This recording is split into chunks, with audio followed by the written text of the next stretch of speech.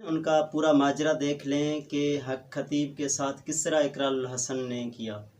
یعنی ان کا جو دعویٰ تھا ولی ہونے کا، ولایت کا جو ان کا دعویٰ تھا، اس ولایت کے دعوے کو ایسا سمجھو اقرار الحسن نے منجی ٹھوک دی، اس کی خاک میں ملا دیا. ہاں، ایسا سمجھو مٹی میں ملا دیا اس کی اس ولایت والے دعوے کو. ہاں، اگر یہ اتنے ہی بڑے ولی ہیں، پہنچی ہوئی سرکار ہیں، تو جب پہلے دن اقرار الحسن نے یہ دعویٰ کیا، پہلی ویڈیو انہوں نے اپلوڈ کی تھی، تو شف کرتے تو ان کی ویڈیو اٹھ جاتی، ویڈیو اپلوڈ ہونے نہ دیتی. یعنی اتنے اگر بڑے ولی ہیں تو ویڈیو ہی اپلوڈ ہونے نہیں دیتے. ان کے خلاف جو بھی ویڈیو یعنی ریکارڈ کرواتا، اپلوڈ کرتا، اپلوڈ نہیں ہوتا. یعنی اپلوڈ ہونے سے پہلے وہ فائل اٹھ جاتی. انہوں نے تو ایسا کوئی کرامت کر کے نہیں دکھایا. یعنی دیکھیں نا، عزت سے بڑھ کر کوئی چیز نہیں ہوتی ہے. میری جو عزت ہے، اس سے بڑھ کر کوئی چیز مجھے عزیز نہیں، دوست نہیں. جس بندے کی عزت پر وار ہو جائے، اس کی انسرٹ ہو جائے، آپ مجھے بتائیں یہ کیسے برداشت کرے گا وہ شخص؟ وہ تو برداشت نہیں کرے گا. ان کو پتا تھا اس ویڈیو میں میری انسرٹ ہو رہی ہے، میری بے عزتی ہو رہی ہے، میری عزت پر اٹیک ہے، تو سب سے پہلے تو کرامت وہاں پہ چلاتے نا. ابھی شف کر کے وہ ویڈیو اڑا دیتے، وہ پوری فائل اڑا دیتے، اقرار الحسن کا چینل ہی غائب کر دیتے. کیوں نہیں وہاں پر اپنی کرامتیں دکھائی انہوں نے؟ اس سے بھی ثابت ہوتا ہے کیونکہ عزت سے تو بڑھ کر کوئی چیز نہیں ہے بندے کی. دوسروں کو فائدہ دینا تو الگ کی بات ہے، سب سے پہلے اپنی عزت ہے. تو سب سے پہلے اپنی عزت کی تو دفاع کرتا بندہ. یعنی ان کی ولایت کا آپ اندازہ یہاں سے بھی لگا سکتے ہیں کہ ان کے پاس ایسا کچھ ہے ہی نہیں. وہ اپنی ویڈیو بھی یعنی ویڈیو کی فائلیں نہیں اڑا سکتا، کسی کے چینل جو ہے نا ہیک نہیں کر سکتا. یعنی اس سے بڑھ کر تو ولی جو ایسا سمجھو کہ یوٹیوبر ہیں، جو یوٹیوب کی دنیا میں یوٹیوب کا جنہوں نے ایسا سمجھو کہ پلیٹ فارم پر ہیں یا چلا رہے ہیں، یوٹیوب کا نیٹ ورک ہے پورا. یعنی وہ چاہیں تو آپ کی چینل کو، ہاں، یوٹیوب کا جو مالک ہے وہ اگر چاہیں تو آپ کی چینل کو ہیک بھی کر سکتے ہیں، وہ چاہیں تو آپ کی ویڈیو اپلوڈ نہ ہو وہ بھی کر سکتے ہیں. یعنی اس سے بڑھ کر ولی تو وہ ہو گئے. انہوں نے تو اپنی انسرٹ والی ویڈیوز کو جو ہے شف کر کے ان کو نہیں روکا، نہ ان کی فائلیں اڑا دی، نہ کوئی چینل بند کر دیا. اقرار الحسن کا چینل بند کر کے دکھا دیں، ہم مان لیتے ہیں، ہم ان کے ہاتھ پہ بیعت کریں گے، حق خطیب کے ہاتھ پر. صحیح بات. ہاں، پوری فیملی کو کہیں گے کہ ان کے ہاتھ پر بیعت کرو. یہ تو بہت پہنچی ہوئی سرکار ہیں. اقرار الحسن کا جو ہے نا چینل ہیک کر کے دکھا دیں ہمیں، یوٹیوب چینل جو ان کے نام سے ہے پرسنل. نہیں کر سکتے، نہیں ہو سکتا ان سے. ہمیں پتہ ہے یہ چیزیں تو ولی ہونے کی دلیل نہیں ہے. میں نے کافی مرتبہ آپ کو بتایا ہے عبداللطیف بھائی، آپ نے سنا بھی ہوگا. میں نے کافی آپ نے مجھ سے ڈسکشن کی ہیں، باتیں کی ہیں، ملاقاتیں ہماری ہوئی ہیں. میں نے آپ کو بتایا اگر کسی کو ٹھیک کرنا یا جن نکالنا ولی ہونے کی دلیل ہے تو ہندو پنڈت ہیں بھگویشور دھام سرکار. ان کا بھی بہت بڑا مجمع ہے، ان کے پاس بہت سارے لوگ آتے ہیں اور اسی طرح مسئلے مسائل لے کر آتے ہیں. ان کا بھی بہت بڑا دربار ہے. یہ سارے جتنے بھی دربار ہیں یہ ایسا سمجھو کہ جو ہے نا روزی روٹی کا ذریعہ ہیں. یہ جتنے بھی دربار یا مندر شندر بنے ہوئے ہیں یہ سب ایسا سمجھو ڈھونگ ہے اور روٹی کا ذریعہ ہے، روزی روٹی کا ذریعہ ہے ان کا، اور کچھ بھی نہیں ہے. اب بھگویشور دھام کا جو دربار ہے ان کا نام ہے دیویا دربار کے نام سے ہے. اور ان کے پاس بھی لاکھوں لوگ آتے ہیں، ہزاروں لوگ آتے ہیں. وہ بھی اس طرح کہتے ہیں کہ میں مریضوں کو ٹھیک کرتا ہوں، میں مریضوں کو صحت یاب کرتا ہوں. میرے پاس جو لوگ آتے ہیں صحت یاب ہو کے چلے جاتے ہیں. وہ بھی اپنی انٹرویوز میں کہتے ہیں. ان کے پاس بھی لاکھوں جو ہے نا اینکر وغیرہ جاتے ہیں کہ آپ کیا کرتے ہیں، لوگ آپ کے پاس آ کر ٹھیک ہو جاتے ہیں. وہ بھی یہی دعویٰ کرتے ہیں کہ میں اللہ کا خاص بندہ ہوں، اللہ تعالیٰ کا چنا ہوا بندہ ہوں، میرے پاس کچھ شکتیاں ہیں، میرے پاس کچھ طاقتیں ہیں.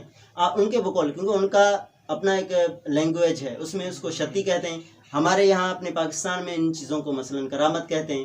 حق خطیب ان کرتبوں کو کرامت کہتے ہیں. ہندو پنڈت اپنے حساب سے اس چیز کو جو ہے نا شکتی کہتے ہیں. وہ کہتے ہیں میرے پاس بھی شکتیاں ہیں اور میرے پاس لوگ آ کے ٹھیک ہو جاتے ہیں. لاکھوں کا مجمع ہے ان کے پاس بھی. ایسے بھی وہ بھی جن وغیرہ بھی نکالتے ہیں ہندو پنڈت بھی. تو کیا یہ ایسے سمجھو کہ اس طرح کرتبیں دکھانا یہ ولی ہونے کی دلیل تھوڑی ہے؟ کسی کو ٹھیک کرنا یا جن وغیرہ نکالنا یہ ولی ہونے کی دلیل تھوڑی ہے؟ آپ دے دیں ایک مثال دے دیں نبی علیہ الصلوۃ والسلام کی سیرت سے، صحابہ کرام کی سیرت میں سے، کہ انہوں نے کسی کا ایسا جن نکالا ہو، کوئی ایسا سمجھو دربار سجا کر، دربار چمکا کر، دربار پر کوئی مجاور بن کے بیٹھا ہو اور لوگ ان کے پاس آتے ہوں، وہ ان کے لوگوں میں سے چھریاں نکالتے ہوں، چین نکالتے ہوں، بلیڈ نکالتے ہوں اور جن وغیرہ نکالتے ہوں. آپ دکھا دیں مثال کوئی ایک. صحابہ کرام میں سے دکھا دیں, نبی علیہ الصلوۃ والسلام کی سیرت میں سے دکھا دیں.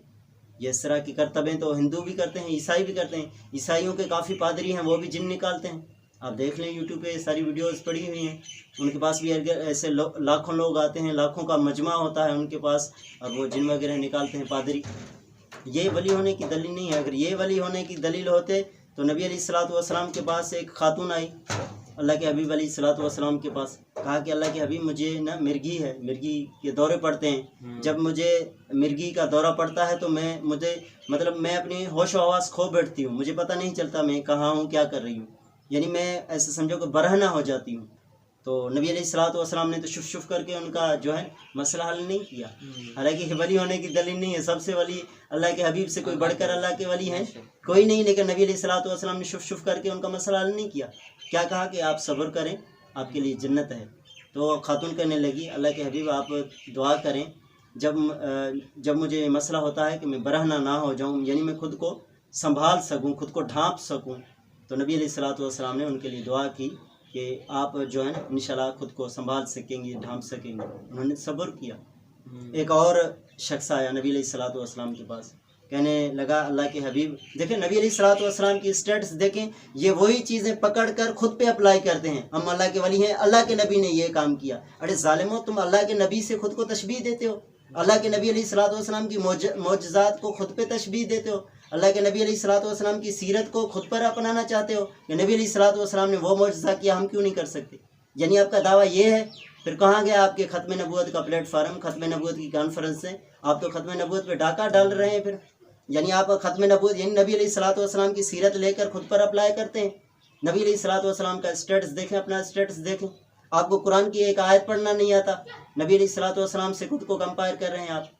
اتنی بڑی زیادتی, اتنا بڑا ظلم, اور پھر کہتے ہیں ہم ختم نبوت کا, ہم نے ختم نبوت پہ پہرا دیا ہے. یہ پہرا ہوتا ہے ختم نبوت پہ؟ یہ ختم نبوت پر ڈاکہ ہے, یہ ڈاکہ ہے. لیکن لوگ سمجھتے نہیں. ایک ڈاک ایسا سمجھو کہ چوری کا قسم ہے, لیکن اس چوری کو ایسا سمجھو کہ مزین کر کے دوسرے الفاظوں میں پیش کیا جا رہا ہے. یعنی سب سے ختم نبوت کے چور تو آپ ہیں. یعنی آپ خود کو نبی کے اسٹیٹس پہ لا رہے ہیں, نبی علیہ الصلوۃ والسلام کی سیٹ پہ لا رہے ہیں, لیکن لوگوں کو یہ شو کروا رہے ہیں کہ نہیں, میں اللہ کا نبی تو نہیں ہوں, لیکن میں ولی اللہ ہوں. یعنی کرتبیں وہی, یعنی کام وہی کرامات جو انبیاء علیہ الصلوۃ والسلام کو دی گئی ہیں. حالانکہ نبی علیہ الصلوۃ والسلام کے پاس صحابی آیا, کہنے لگا اللہ کے حبیب میں نابینا ہوں, آپ میرے لیے دعا کریں, میری آنکھیں ہو جائیں, ٹھیک ہو جائیں, مجھے آنکھیں مل جائیں. تو نبی علیہ الصلوۃ والسلام نے کہا کہ آپ صبر کریں, آپ کے لیے جنت ہے. صحابی روانہ ہوا. حالانکہ یہ نہیں کہا کہ اللہ کے حبیب آپ بڑے اللہ کے آپ دوست ہیں, اللہ کے ولی ہیں, آپ اللہ کے رسول ہیں, آپ ایک جو ہے دم ماریں تو میرا مسئلہ حل کر دیں. لیکن ان کو بھی پتا تھا کہ یہ اس طرح کی چیزیں نہیں ہوتی ہیں. اللہ تعالیٰ نے دنیا کو اسباب کے ساتھ جوڑا ہوا ہے, اسباب کے تحت ہے دنیا. ایسا تو نہیں ہے کہ جہاد کے لیے نعوذ باللہ اللہ تعالیٰ خدا کے جہاد کریں گے, جس طرح یہودیوں نے اعتراض کیا موسیٰ علیہ الصلوۃ والسلام پر, آپ اور آپ کے اللہ جا کے جہاد کریں. وہ تو نہیں کریں گے. اللہ دیکھ رہے ہیں آپ کیا کر رہے ہیں, آپ کو سب کچھ کرنا ہے, آپ نے تبلیغ کرنی ہے, آپ نے دعوت دینا ہے, آپ نے لوگوں کی اصلاح کرنی ہے. حالانکہ اللہ تعالیٰ خود بھی کر سکتے ہیں, لیکن اللہ نے دنیا کو اسباب کے ساتھ جوڑا ہے, آپ کے ساتھ جوڑا ہے, میرے ساتھ جوڑا ہے. آپ نے میری مدد کرنی ہے, میں نے آپ کی مدد کرنی ہے, ایک دوسرے کے. ہاں. تو یہ ساری چیزیں. صحابی روانہ ہوا. صحابی کو اچانک یعنی خیال آ گیا کہ اللہ کے پاس کس چیز کی کمی ہے. دیکھیں نا بات, دیکھیں لالا کہ انہوں نے یہ نہیں کہا کہ آپ اللہ کے رسول ہیں, آپ دعا کریں تو مجھے مل جائیں, لیکن وہ سمجھتے تھے. لیکن آگے گیا ان کو یہ بات سمجھ میں آ گئی کہ اللہ تعالیٰ کے پاس تو کسی چیز کی کمی نہیں ہے. واپس آ گیا, اللہ کے حبیب آپ میرے لیے دعا کریں, میری آنکھیں بھی ٹھیک ہو جائیں, مجھے اللہ تعالیٰ جنت بھی دے دے.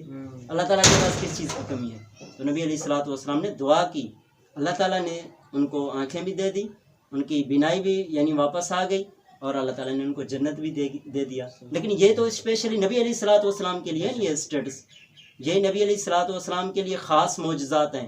لیکن ہر کوئی شخص یہاں سے دلیل لے کر خود پہ اپلائی کرے, اپنے خود کو نبی علیہ الصلوۃ والسلام سے کمپائر کرے. یہ ختم نبوت پر ڈاکہ نہیں تو اور کیا ہے. آپ دیکھ لیں ختم حق خطیب کو جب اقرار الحسن بھائی نے کہا کہ آپ کیا دم کرتے ہیں اور کس ہستی نے یہ طریقہ اختیار کیا دم کرنے کا, چھریاں نکالنا, بلیڈ نکالنا, کون سا ہستی اس طرح کرتے تھے, بجائے اس کے ان کا دعویٰ آپ دیکھ لیں, میں ختم نبوت پہ پہرا دیتا ہوں. یعنی جو شخص اتنا بڑا دعوے دار ہو تو اس بندے کو چاہیے کہ وہ ریفرنس بھی اس ہستی کا دے جس ہستی کے بارے میں وہ جن کی ایسا سمجھو کہ ختم نبوت کی تحریکیں چلاتے ہیں، وہ ریفرنس بھی اس ہستی کا دے ہر بات میں۔